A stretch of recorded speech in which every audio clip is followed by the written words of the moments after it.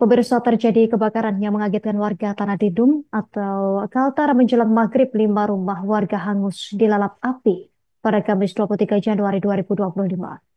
Kepanikan kembali terjadi akibat adanya gumpalan asap yang terlihat membumbung tinggi di langit Kabupaten Tanah Tidung, Kaltara. Informasi lebih lengkapnya, kita telah terhubung bersama rekan Rismayanti, jurnalis Tribun Kaltara.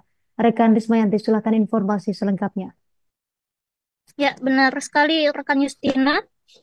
Em, Kebakaran kembali terjadi di Jalan Jenderal Sudirman, Desa Tidengpale, Kecamatan Sesayap, Kabupaten Tanah Tidung, Provinsi Kalimantan Utara pada Kamis kemarin, tepatnya tanggal 23 Januari 2025.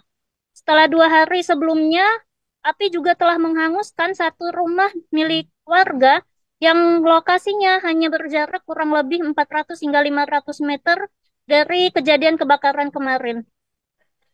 Kebakaran yang terjadi pada pukul 17.30 WITA menjelang maghrib kemarin bermula akibat adanya percikan api yang keluar dari pompa pom mini BBM milik salah seorang warga saat ia hendak mengisi pom dengan bensin dari drum yang berada di atas mobil.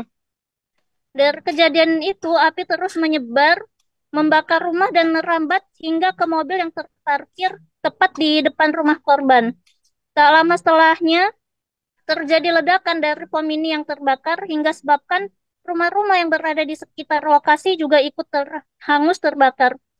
Tepat di waktu kejadian yaitu pukul 17.30 WITA, warga setempat dengan sigap melaporkan adanya kebakaran itu ke pemadam kebakaran dan selang 5 menit kemudian, yaitu pada 17.35 WITA, tim pemadam kebakaran eh, membawa sebanyak 45 personil dengan em, tiba di lokasi dengan membawa 5 unit mobil pemadam.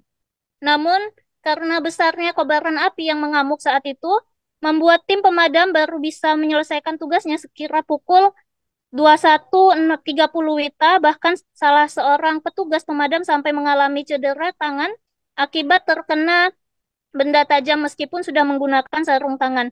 Dan salah satu petugas lainnya sempat pingsan karena menghirup asap yang sangat tebal saat bertugas.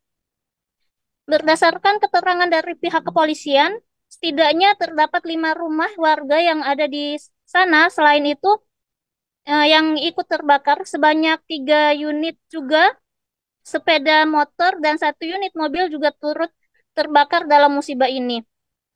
Dan sebanyak 3 orang warga yang merupakan pemilik rumah harus menjalani perawatan medis akibat luka bakar sedang hingga berat, dan salah seorang remaja berusia 15 tahun juga mengalami luka bakar ringan di ujung jarinya yang kini kondisinya mulai membaik.